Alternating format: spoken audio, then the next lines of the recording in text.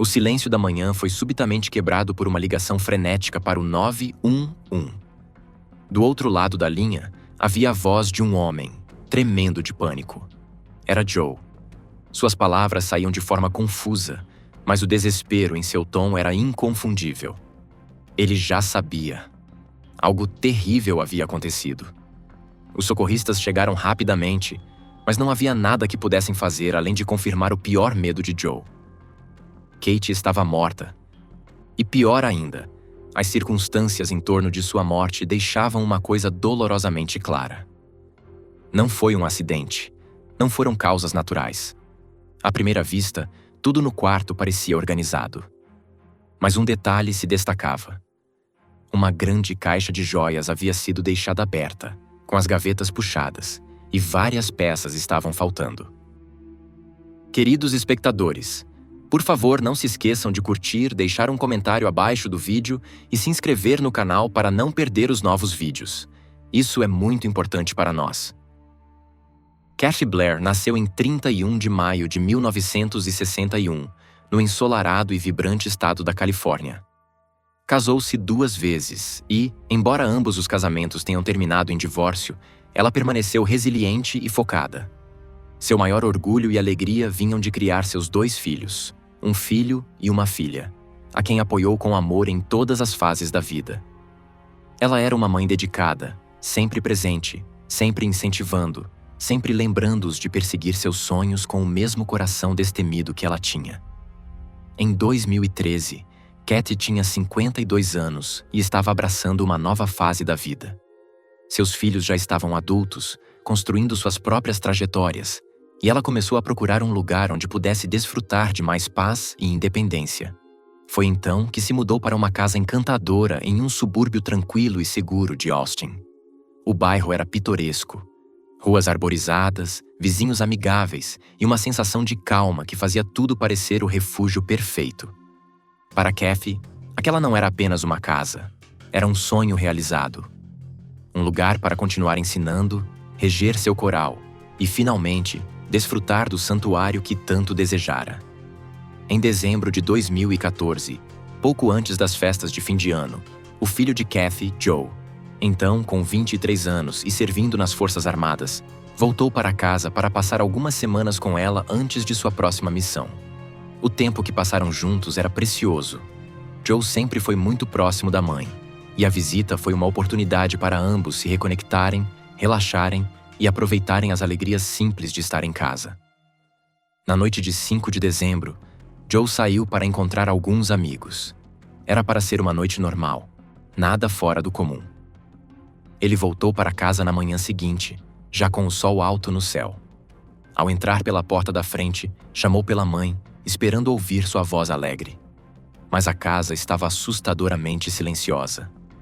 Uma sensação profunda de inquietação tomou conta dele enquanto caminhava de cômodo em cômodo. Quando chegou ao quarto dela, o que encontrou mudaria sua vida para sempre. Kathy estava morta. A cena era tão chocante, tão inesperada, que levou alguns instantes para o impacto ser assimilado. Mas o instinto falou mais alto. Joe correu imediatamente para fora e ligou para o 911, com a voz trêmula de pânico. Os socorristas chegaram rapidamente, mas a cena que encontraram apenas confirmou o que Joe já sabia. Kathy havia morrido várias horas antes. E aquilo não tinha sido uma morte natural. As evidências deixavam uma coisa dolorosamente clara. Tratava-se de um homicídio. Os investigadores não perderam tempo. O quarto tornou-se uma peça central do quebra-cabeça. Uma grande caixa de joias estava aberta, com as gavetas puxadas e parte do conteúdo faltando. Algumas peças estavam espalhadas pelo chão, como se alguém tivesse tentado pegar objetos de valor às pressas. Inicialmente, isso apontava para um roubo. Mas quase tão rápido quanto essa hipótese surgiu, dúvidas começaram a aparecer. Os detetives observaram o que não havia sido levado. O laptop de Kathy, seu celular e outros eletrônicos valiosos permaneciam intactos. Não havia sinais de arrombamento na porta da frente da casa. No entanto, a porta dos fundos estava destrancada. Ao ser questionado, Joe explicou que sua mãe costumava deixar aquela porta aberta. um hábito decorrente da confiança que tinha em seu bairro tranquilo e unido. Nada fazia sentido. A maioria dos roubos ocorre durante o dia, quando as casas estão vazias. Essa invasão havia acontecido à noite, em uma das áreas mais seguras da cidade. E a linha do tempo também não fechava. Evidências na caixa de joias e nas superfícies próximas sugeriam que o agressor havia ferido Kathy antes de tocar em qualquer objeto de valor. Esse detalhe arrepiante levou os investigadores a suspeitar de algo muito mais perturbador.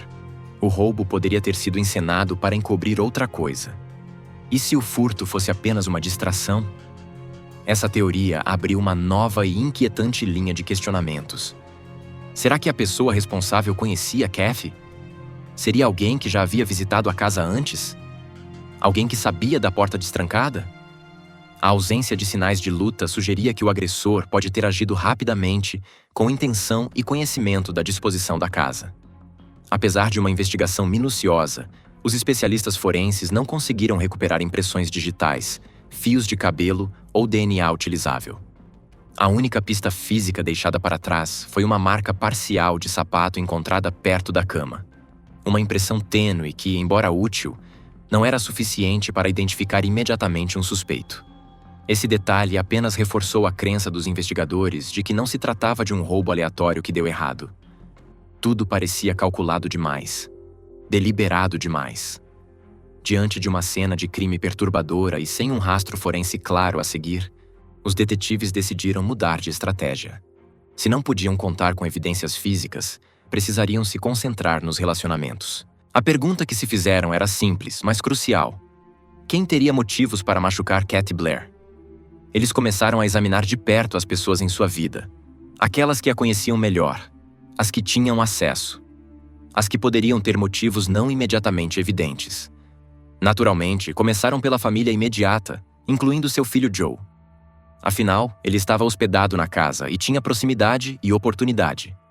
Embora a própria ideia fosse difícil de considerar, especialmente diante do trauma emocional que ele demonstrava, os detetives precisavam ser minuciosos. Eles o interrogaram cuidadosamente e analisaram sua linha do tempo. Joe contou que havia passado a noite inteira fora com amigos, e os policiais verificaram cada detalhe. Registros telefônicos, depoimentos de testemunhas e até imagens de câmeras de segurança de um posto de gasolina próximo confirmaram seu álibi. Cada peça de evidência se encaixava perfeitamente. Com isso, Joe foi descartado como suspeito. Em seguida, os investigadores voltaram sua atenção para o círculo social mais amplo de Kathy. Conversaram com amigos, colegas de trabalho, vizinhos e membros de seu coral. Esperavam encontrar alguma tensão oculta, discussões passadas ou conflitos antigos. Mas, repetidamente, ouviam a mesma coisa. Kathy era universalmente querida. Seus alunos a admiravam. Seus colegas músicos a respeitavam. Amigos a descreviam como calorosa, generosa e profundamente comprometida com seu trabalho e sua fé. Quando parecia que a investigação havia chegado a um beco sem saída, os detetives receberam uma informação que mudou o rumo do caso. Vários amigos próximos de Kathy mencionaram algo que se destacava. Ela frequentemente falava sobre seu segundo ex-marido.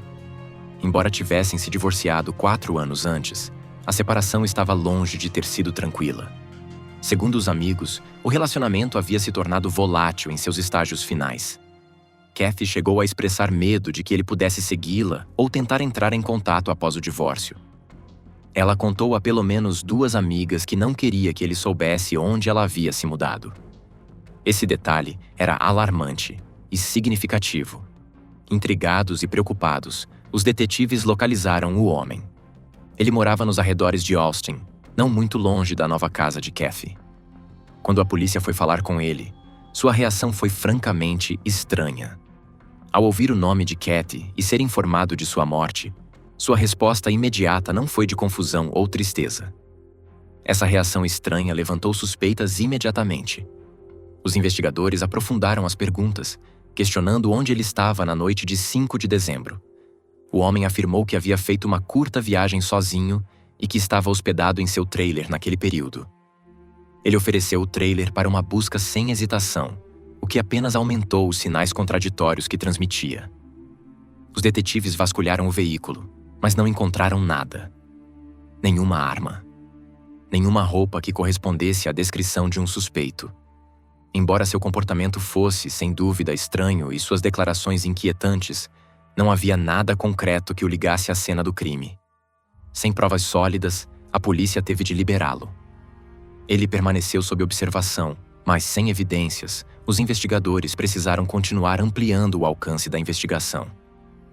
Então, apenas alguns dias depois, o caso tomou outro rumo inesperado e inquietante. Uma das amigas próximas de Kathy entrou em contato com a polícia com algo perturbador.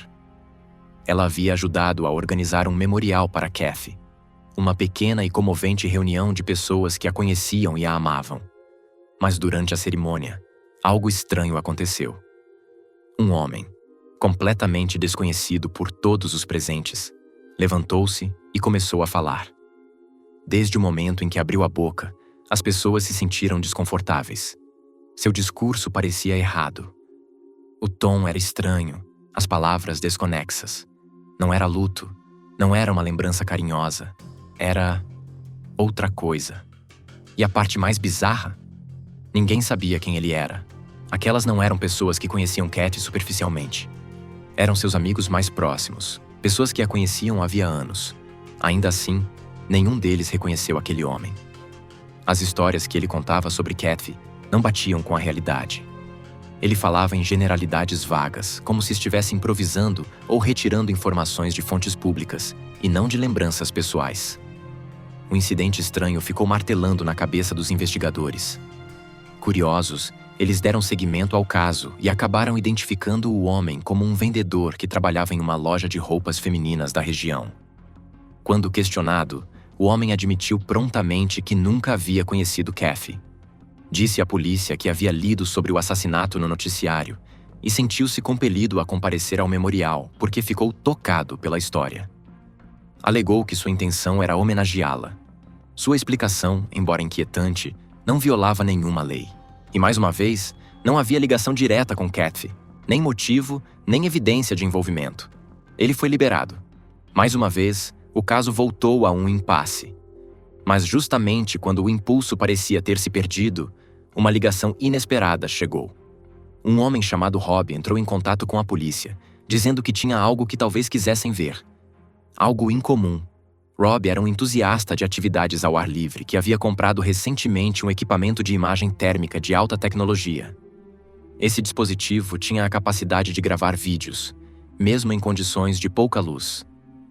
Ansioso para testá-lo, Rob saiu para uma caminhada nas primeiras horas da manhã do dia 6 de dezembro, em uma área arborizada perto de sua casa. Enquanto caminhava entre as árvores, observava o ambiente através do visor, apenas se familiarizando com suas funções. Foi então que algo estranho chamou sua atenção. Ele notou um carro dirigindo lentamente por uma estrada próxima.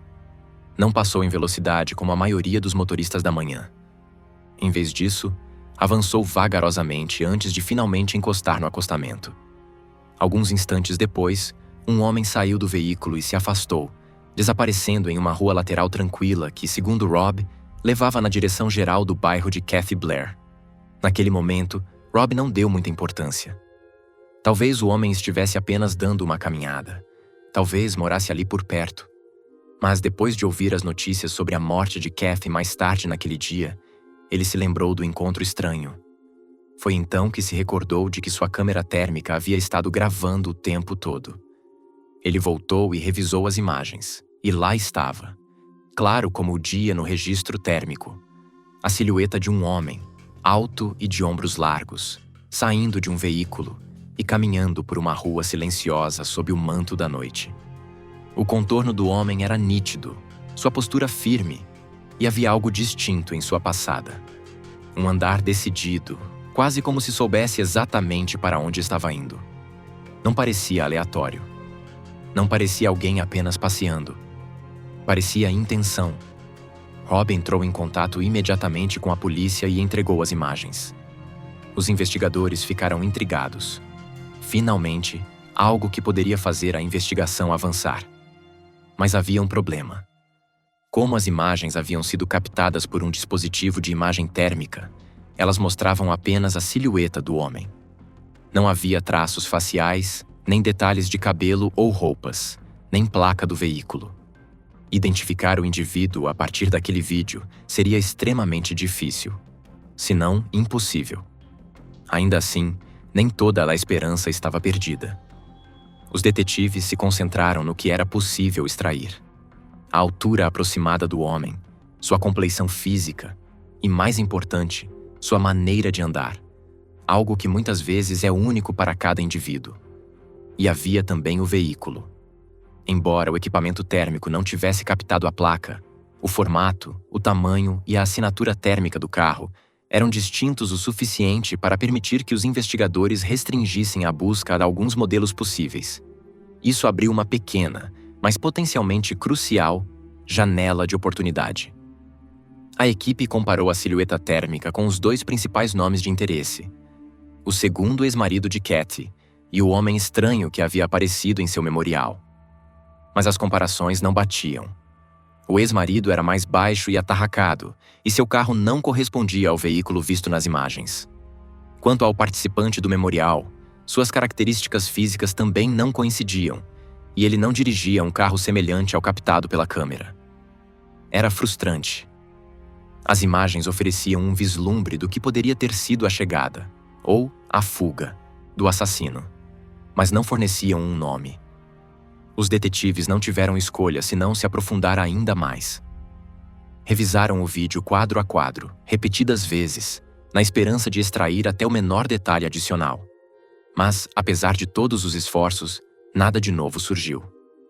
Por ora, o caso voltou a um doloroso impasse. Então, veio o dia 15 de dezembro, 10 dias após a morte trágica de Kathy. Naquela manhã, uma cuidadora chegou para verificar um casal de idosos, Billy e Sidney Shelton. Ela os visitava regularmente para ajudar com limpeza leve, recados e companhia.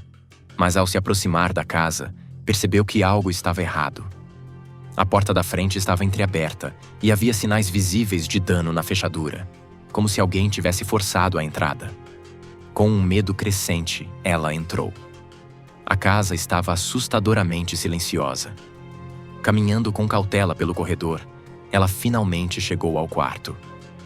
E o que viu ali a abalou profundamente. Ela saiu imediatamente da casa e ligou para a polícia, com a voz tremendo de pânico. Quando os policiais chegaram, foram tomados por uma sensação arrepiante de déjà vu. O quarto apresentava uma semelhança perturbadora com a cena encontrada na casa de Kathy Blair. Assim como antes, a caixa de joias havia sido esvaziada. As gavetas estavam puxadas e espalhadas pelo chão, com o conteúdo faltando. E mais uma vez, o restante da casa parecia intocado. Eletrônicos, dinheiro, objetos pessoais de valor. Tudo havia sido deixado para trás. As semelhanças eram precisas demais para serem ignoradas. Ambos os incidentes haviam ocorrido à noite, enquanto as vítimas provavelmente dormiam. Ambas as casas haviam sido alvo de joias e estavam localizadas a apenas 15 minutos de distância, em subúrbios tranquilos de Austin. Já não se tratava de coincidência. As evidências apontavam para algo muito mais perturbador: um possível padrão. Inicialmente, os investigadores haviam se inclinado à teoria de que o assassinato de Kathy fora algo pessoal, cometido por alguém que ela conhecia, alguém com rancor. Mas o caso dos Shelton os forçou a reavaliar tudo. Billy e Sidney eram um casal idoso, gentil, sem inimigos conhecidos. Não havia motivo aparente. Não existiam ligações entre eles e Kathy. Nenhum círculo social compartilhado, nenhum conhecido em comum, nenhum lugar que ambos frequentassem. Suas vidas nunca haviam se cruzado. Isso só podia significar uma coisa: ele estava escolhendo casas, situações, pessoas vulneráveis. Agora, os detetives encaravam a aterradora possibilidade de que se tratasse da ação de um criminoso em série. Alguém que se movia pelos bairros sem ser detectado. Já não era apenas uma questão de resolver um assassinato. Era uma corrida para impedir o próximo. A polícia intensificou os esforços. Voltou aos bairros das vítimas, indo de porta em porta, reentrevistando todos que haviam conhecido Kathy, Billy ou Sidney. Pediram que o público se manifestasse com qualquer informação. por menor ou aparentemente insignificante que fosse. E, finalmente, essa persistência deu resultado. Uma amiga de longa data de Kathy entrou em contato. Ela se lembrou de uma conversa que tivera com Kathy apenas alguns meses antes do assassinato. Algo que não parecera especialmente importante na época, mas que agora se destacava como um sinal luminoso. Kathy havia mencionado que um faz-tudo fora até sua casa, enviado pelo proprietário do imóvel para consertar algumas coisas. O homem havia feito um trabalho ruim, mas não foi isso que a incomodou. Ela descreveu o comportamento dele como estranho, até perturbador. Não conseguia explicar exatamente o porquê, mas algo nele a deixou desconfortável. Seguindo essa nova pista, os detetives entraram em contato com o proprietário da casa de Kathy e pediram o nome do prestador de serviço. Após alguma investigação, encontraram Timothy Parlin. Timothy era um morador local com um histórico que causou preocupação imediata. A verificação de antecedentes revelou uma longa lista de prisões anteriores, e havia um padrão consistente. Ele visava residências, especificamente casas com joias acessíveis. Furto, roubo, invasão de domicílio. Joias eram sempre o fio condutor. Naquele momento, Timothy estava em liberdade condicional, morando em um hotel de longa permanência não muito longe de nenhuma das cenas do crime. Quando os policiais chegaram e pediram para falar com ele, Timothy não resistiu. Concordou em responder a algumas perguntas, mas, de forma notável, recusou-se a permitir que entrassem em seu quarto. Em vez disso, insistiu em conversar do lado de fora, no estacionamento do hotel. Uma decisão pequena, mas que levantou um sinal de alerta sutil. Por que ele não queria que vissem seu espaço de convivência? O que ele estava escondendo? No início, a conversa foi casual. Quando perguntado sobre Kathy, Timothy alegou, a princípio, que não se lembrava dela de jeito nenhum. Mas à medida que os detetives forneciam mais detalhes, o bairro dela, o período em que o serviço foi feito, a natureza do trabalho, sua memória, de repente, voltou. Ele admitiu ter feito alguns reparos na casa dela, mas foi rápido em enfatizar que não tivera contato posterior e, certamente, não tinha nada a ver com sua morte trágica. Na verdade, afirmou ter um álibi. Naquela noite, disse ele, estaria trabalhando em um turno noturno em uma loja de conveniência local. Uma história direta. Direta demais, talvez. Mas mesmo enquanto falava, os detetives notaram uma discrepância física importante. Timothy não correspondia ao perfil captado nas imagens térmicas registradas por Rob apenas algumas horas após o assassinato de Kathy. A silhueta no vídeo parecia mais alta, mais larga e se movia com uma passada bem diferente. Além disso, o veículo pessoal de Timothy não combinava com a assinatura térmica, nem com o formato geral do carro visto no vídeo. As diferenças eram significativas. Esses detalhes não o inocentavam, mas certamente complicavam as coisas. Sem nenhuma evidência física sólida ligando Timothy ao crime naquele momento, os detetives não tiveram escolha senão liberá-lo, pelo menos temporariamente. Eles saíram do hotel de mãos vazias, mas com a sensação incômoda de que a história ainda não havia terminado. Então, como muitas vezes acontece em investigações complexas, a verdade começou a se desfazer não por causa do que o suspeito disse, mas por causa do que ele mentiu. Como parte da verificação de rotina, os detetives checaram o álibi de Timothy. Quando ligaram para a loja de conveniência onde ele disse estar trabalhando na noite do assassinato, descobriram que Timothy não trabalhava lá havia mais de uma semana. Na verdade, ele havia sido demitido dias antes da morte de Kathy. Sua história, cuidadosamente montada, acabara de desmoronar. Alarmados com a descoberta, os detetives correram de volta ao hotel para confrontá-lo, mas quando chegaram, já era tarde demais. Timothy havia desaparecido. Em vez dele, quem atendeu a porta foi sua esposa. Ela parecia nervosa, mas cooperativa. Ela permitiu que os agentes revistassem o quarto e foi durante essa busca que os detetives encontraram algo que finalmente colocaria a investigação no caminho da resolução. Um recibo de penhor. A data no recibo correspondia à data do assassinato de Kathy. Mais especificamente, o horário registrado indicava que os itens haviam sido vendidos poucas horas depois de ela ter sido morta. E quais eram os itens listados? várias peças de joias. Os detetives pegaram o recibo e foram imediatamente à loja de penhor para investigar mais a fundo. Lá, as peças começaram a se encaixar. O proprietário da loja permitiu que os detetives examinassem os itens vendidos por Timothy. E, um a um, eles puderam confirmar que as joias pertenciam a Kathy Blair. Os filhos dela foram chamados para identificar algumas das peças e, imediatamente, reconheceram objetos que a mãe prezava. Mas não foi só isso. Câmeras de segurança na loja também haviam registrado a transação. E também o veículo em que Timothy chegou. Não era o carro registrado em nome dele. Aquele pertencia à irmã dele. E de forma crucial, o carro era muito semelhante ao visto nas imagens térmicas de Rob. Estilo de carroceria parecido, tamanho parecido. Não era uma prova definitiva, mas era muito próximo. Isso foi suficiente para obter um mandado de busca para o veículo. Peritos forenses fizeram uma varredura meticulosa no carro e os resultados foram devastadores. No banco do passageiro e no assoalho, os investigadores encontraram vestígios, material microscópico que foi testado e confirmado como DNA de Kathy. A análise científica não deixou margem para dúvidas. Esse carro havia sido usado em conexão com o crime. Com essa evidência crucial em mãos, a polícia prendeu Timothy Parlin e o levou para um interrogatório formal.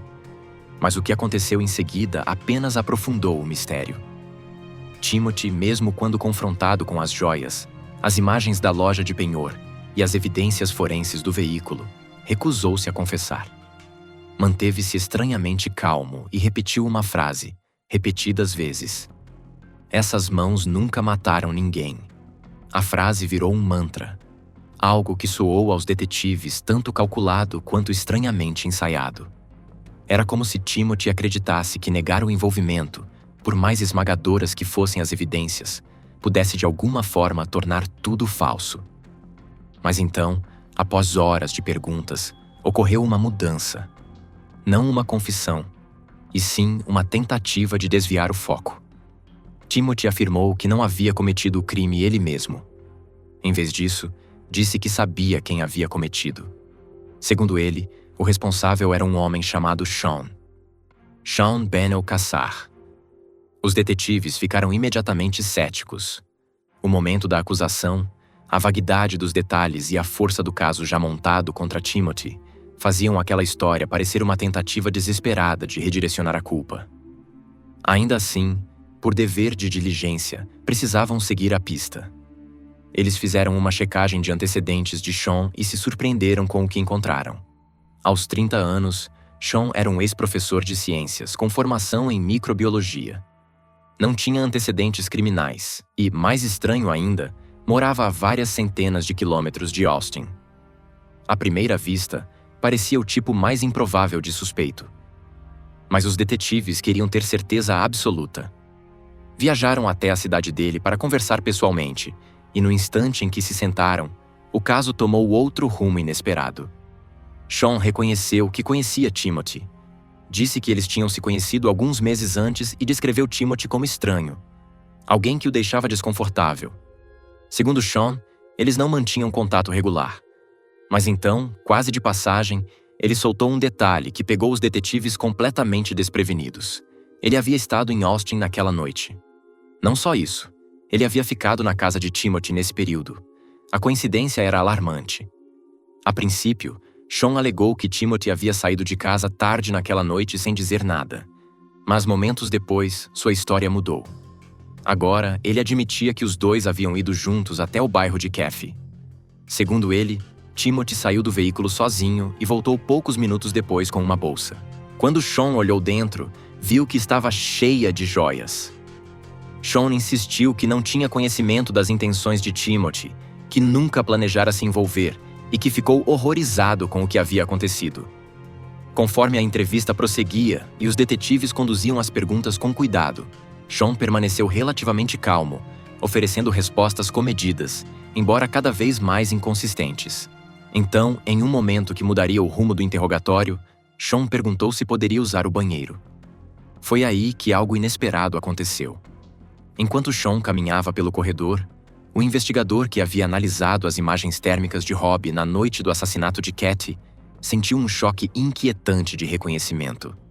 A maneira de Sean andar, o ritmo dos passos, o balanço dos ombros, até a forma como distribuía o peso do corpo, era quase idêntica à figura vista se afastando do veículo no vídeo térmico.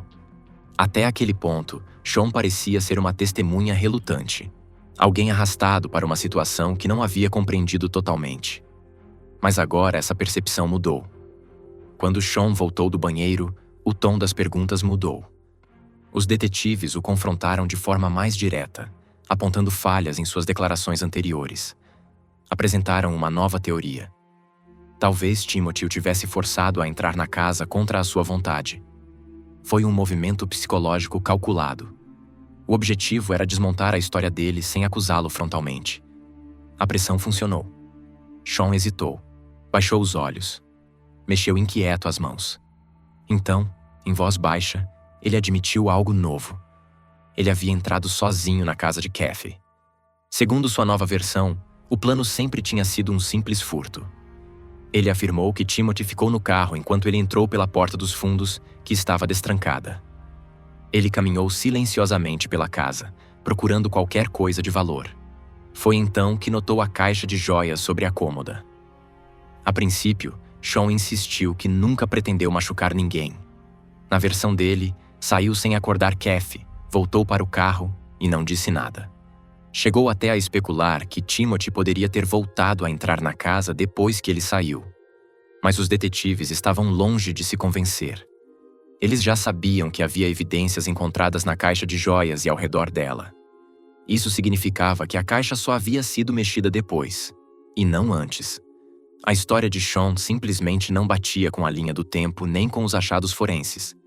Por fim, o peso da verdade se tornou pesado demais para carregar. Em voz baixa, quase inaudível no início, Sean admitiu que tinha sido ele. Foi uma confissão arrepiante, e que finalmente deu aos detetives o que precisavam para seguir em frente. Embora a confissão fosse significativa, os investigadores ainda tinham preocupações. A história parecia incompleta, e partes dela soavam como se tivessem sido moldadas para minimizar a responsabilidade de Sean. Ainda assim, era o suficiente para uma prisão. Para fortalecer ainda mais o caso, os detetives recolheram os sapatos de Sean e os enviaram para análise forense. O objetivo: compará-los à pegada parcial deixada no quarto de Kathy. Os resultados voltaram rapidamente e foram decisivos. O padrão da sola do sapato de Sean correspondia à marca encontrada na cena. As dimensões eram exatas. Os sinais de desgaste coincidiam, mas o caso não havia terminado. Os detetives ainda tinham uma grande preocupação. O segundo crime: a invasão à casa de Billy e Sidney Shelton. Quando perguntaram a Sean se ele estava envolvido nesse caso, toda a sua postura mudou. Ele ficou rígido, as respostas ficaram secas. E então, ele invocou o direito a um advogado, recusando-se a responder a qualquer outra pergunta. Foi uma mudança clara e frustrante para os investigadores. Sem confissão e sem evidências físicas ligando Sean diretamente à cena do crime do Shelton, a polícia ficou presa. Tinha suspeitas, mas suspeitas não bastavam para encerrar um caso. Então, voltaram a atenção para Timothy Parlin. Com base nisso, os detetives prenderam Timothy como cúmplice. Ao ser interrogado novamente, Timothy admitiu ter levado Sean de carro até a casa de Kathy. Sustentou que ficou no carro o tempo todo e afirmou não ter ideia do que Sean pretendia fazer lá dentro. Disse que só percebeu que algo estava errado quando Sean voltou com a bolsa. Ainda assim, Timothy confessou ter penhorado as joias de Kathy logo depois, um ato que, legal e moralmente, o ligava ao crime. Quando perguntaram sobre os Shelton, a reação de Timothy foi diferente. Ele não pediu um advogado. Em vez disso, admitiu que ele e Sean haviam ido até a casa com a intenção de roubar objetos de valor. Mais uma vez, alegou que ficou no carro enquanto Sean entrou. O mesmo padrão, a mesma história. No fim, Timothy foi formalmente acusado em conexão com os 3 assassinatos. Quanto a Sean, ele foi oficialmente acusado pelo assassinato de Kathy Blair. Embora os detetives suspeitassem fortemente de seu envolvimento no segundo crime, faltavam as evidências concretas necessárias para garantir uma segunda acusação naquele momento. O tribunal decidiu que os dois homens seriam julgados separadamente. Durante o julgamento, Timothy manteve sua inocência. Mas a acusação argumentou que ele teve todas as oportunidades de intervir e escolheu não fazê-lo. Seu silêncio, seu envolvimento em penhorar os itens roubados e sua parceria contínua com Sean traçaram um quadro condenatório. Após vários dias de deliberação, veio o veredito. Culpado em todas as acusações. Timothy Parlin foi condenado à prisão perpétua sem possibilidade de liberdade condicional. Mas se o julgamento de Timothy foi relativamente direto, a batalha judicial de Sean Kassar foi tudo, menos isso. A confissão dele era central para o argumento da acusação. Após intensa deliberação, o júri chegou a uma decisão unânime. Sean Kassar foi considerado culpado pelo assassinato de Kathy Blair. Ele foi condenado à prisão perpétua sem possibilidade de liberdade condicional, assim como seu cúmplice.